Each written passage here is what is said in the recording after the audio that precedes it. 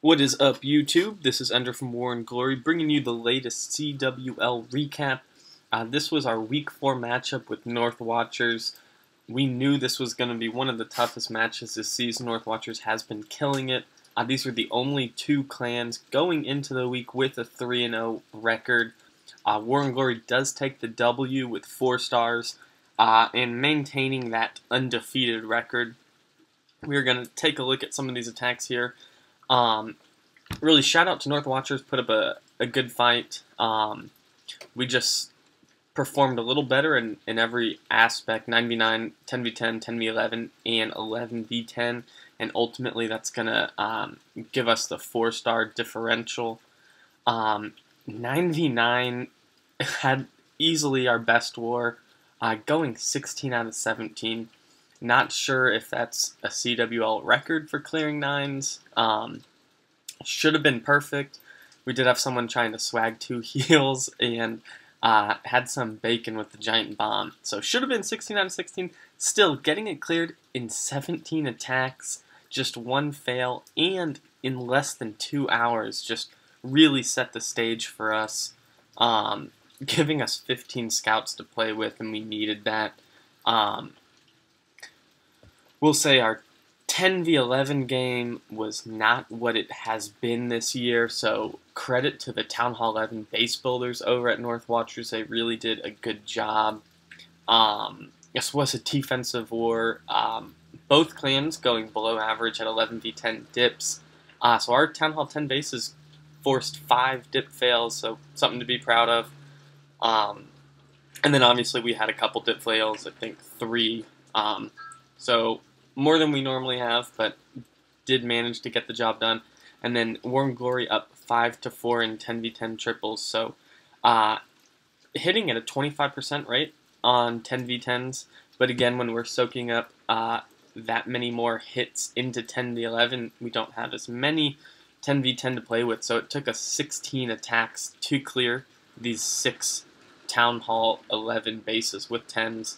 And honestly, we were at 4 out of 14 with their 3 and their 6 still not cleared in the last hour of war. We're looking at strategies, have a bunch of people on Discord trying to figure out how to beat these bases, and we're thinking that we're going to be going 11v11 on one of the bases. Luckily, Baker here, who did get the 4-pack this war, so huge shout out to him, and then myself here on number 6, we did get both of those cleared in the last hour, freeing up some more dips. That is the EPS squad at work, going 4 out of 6 this war. So shout out to Baker, Mav, and myself.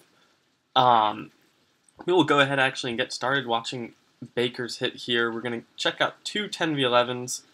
We're going to kind of watch this one fairly quickly. He is setting funnels at 9 o'clock and 6 o'clock. He did not expect his funnels here to take care of so much percentage. That queen not being targeted at the moment goes around, pops the ability. So just took out a huge chunk over there at 9. And then 6 o'clock, the same. He's got golem bowlers over here. Does have a pretty loon drop up in that Tesla with that hole there. But taking out a huge chunk of this base. But really the most impressive part is not the fact that these funnels were so huge, but Baker's math skills taking out the Eagle artillery.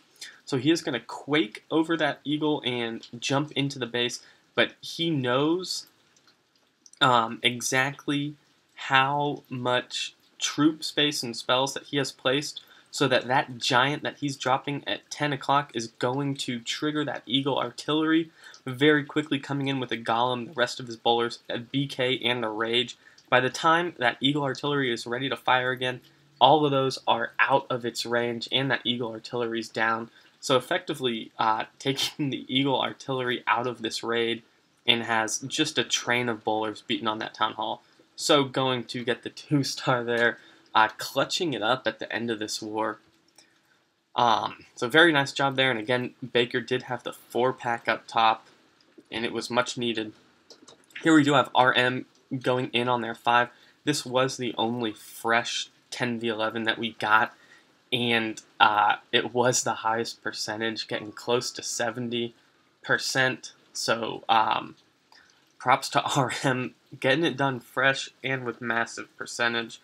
Getting a couple free buildings here, and a pretty standard gobo. That queen, the goal is to get her to target that town hall.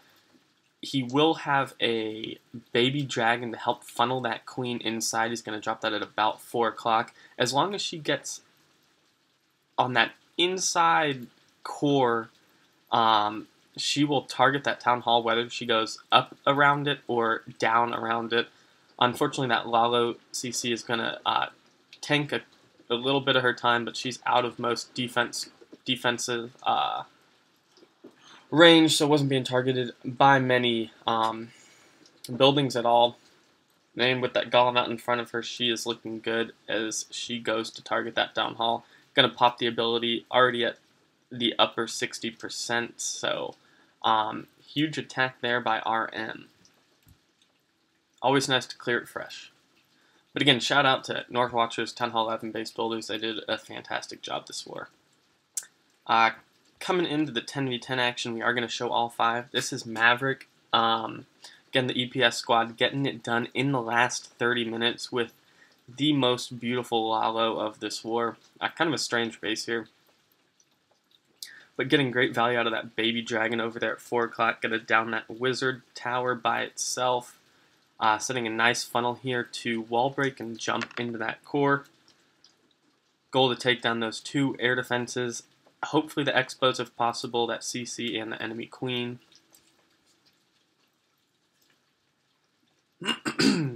Unfortunately that BK got out in front of those golems down pretty quickly, but queen looking strong here. Stepping up, and with that ability going to get 2 expos out of the way, so huge value there from the kill squad. And sets up just fantastic funneling for this Lalo, starting at 9 o'clock, going clockwise. So beautiful pathing.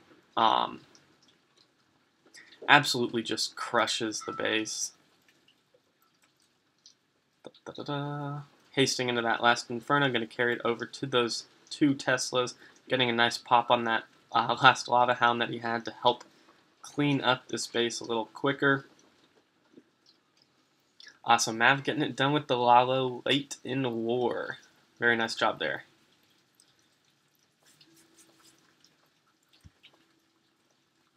Moving on, we should have Jacob here going in on their 20. Spamming miners at this base. This was a strange Town Hall 10 layout. It did have both Infernos in the same compartment. I don't think we'd ever seen that, but I guess Jacob's eyes lit up when he did see that, figured he could take the base down pretty easily with miners. That he does. It is a Lalo CC, so going to Sui both heroes to help funnel those miners through the core. And going to rage those miners up into that Inferno compartment. Get them through both Infernos and that CC as quickly as possible. It does have a lot of ground skeletons in there that will tie up those miners for a bit of time. But funnels worked well and has plenty of miners in that compartment and a heal coming out of both of those Infernos. So at this point that raid is pretty much over. Just had a substantial amount of miners make it out of that compartment with a heal. So not much else in the way of stopping this miner attack.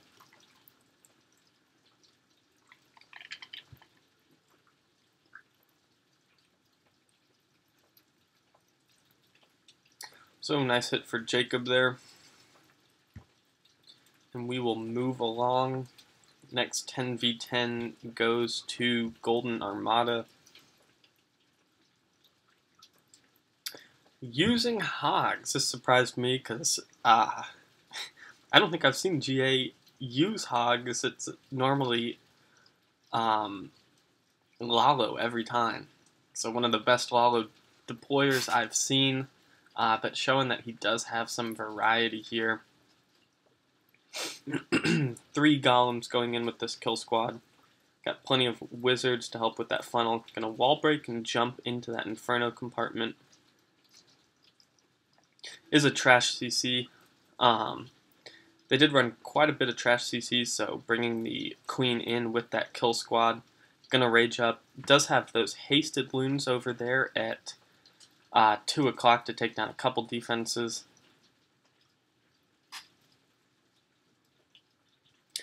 And queen stepping up in between those Inferno compartments, going to rage that kill squad again. So queen will be helping take down those Infernos and starting those hogs up there at 12 o'clock. 2 heals for them, but queen does step up and take out that last Inferno, so no freeze needed for the hogs. Does have a late heal there, but able to power those couple remaining hogs through those last defenses. Just has 1 left over, but plenty of cleanup going around the base, so GA getting it done with the hogs there. And then last but not least, we got Jimmy coming up with the 6-pack. I'm going to show you, I don't know if this was a mistake or their 23 and their 24 ran very good,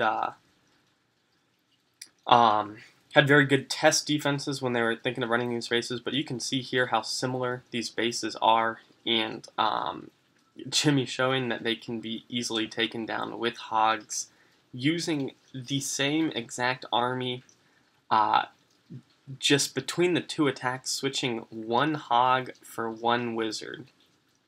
But everything else exactly the same.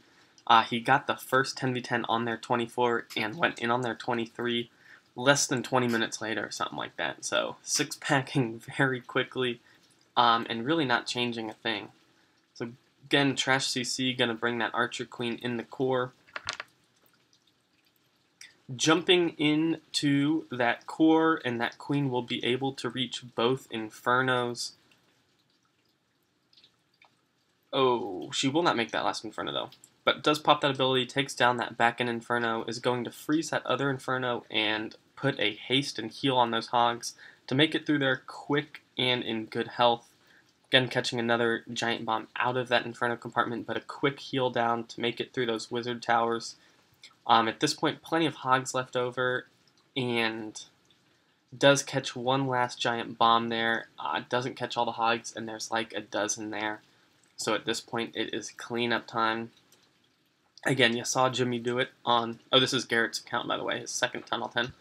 But you saw him do it on their 24, and we are going to zip through this attack on their 23, but you're going to see it is ultimately the same attack. Lots of defenses in the same areas. Not much of a worry for spring traps around that perimeter where you're going to see his hogs pathing. But again, wall breaking in, jumping to that Inferno compartment, Trash CC, bringing that queen in. She does take a little bit longer taking this Inferno down, spending some time with those wizard towers and defenses up in the north. But going to start those hoggies coming in. And finally that queen makes her way down there, pops the ability. Oh, already was popped, but does take that Inferno down.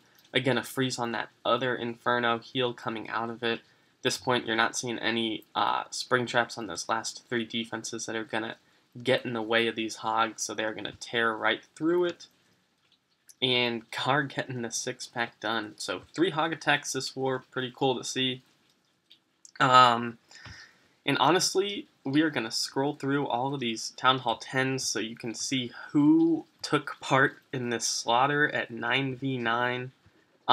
Just insane. I've never seen our 9s perform like that, but it was just crazy watching the beginning of this war. So going 16 out of 17 and clearing the 9s in less than 2 hours. We're going to take a look at Cyan very quick here. I do unfortunately have that 15-minute cap on these videos, and we are approaching that time limit, but Cyan going in here obviously fresh with the Gobo low, and he is going to swag all those loons here except 1 right there.